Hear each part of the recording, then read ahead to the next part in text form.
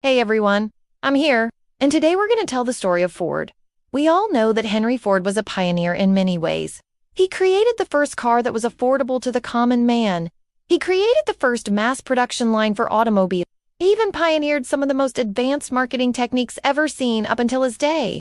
But what did he do after he started producing cars? What was the first car Ford put into production? And how much was it? Keep watching to find out. But before we get into it, I want to ask you guys for a really quick favor. This is my full-time job, so if you could take 2 seconds out of your day to hit that like button, it would be a great help. And if you enjoyed this video, then subscribe for more videos like it. Thank you so much. Now, let's begin. Ford Motor Company was founded by Henry Ford on June 16, 1903, in Detroit, Michigan.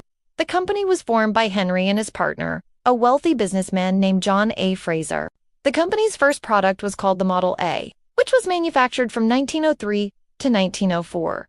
It was produced at the company's first factory located at 1000 Paquette Avenue in downtown Detroit. At first glance, it may look like just a regular old quadricycle, but it was actually revolutionary for its day. Back when the quadricycle was released, there were 3 different classes of automobiles available to consumers.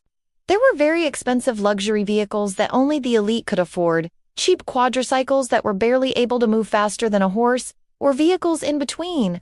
Ford changed everything with the Model A. It had a powerful engine that allowed it to reach speeds of up to 45 miles per hour. But it also cost only $600. Today, $600 is nothing, but back then it was a bargain. The company produced about 10 of these models in 1903 and 1904. But they quickly ran into an issue. One of the wheels was manufactured incorrectly, so none of the parts would fit together. As a result, no one could drive them without having the wheels fixed.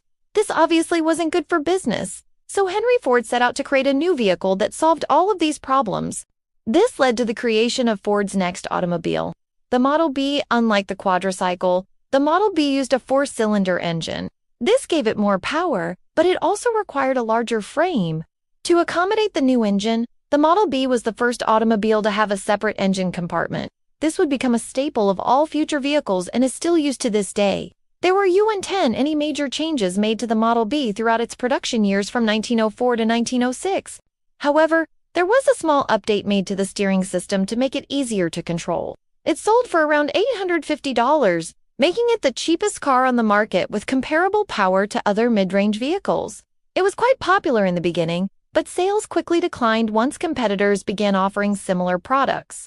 After the Model B, Ford decided to create another prototype. In 1906, he revealed the Model C to the public. It was updated with a new straight-line 4 engine and a 2-speed transmission. This made it much more reliable, especially when compared to the earlier models. It was also updated with a new steering system that allowed it to turn much tighter.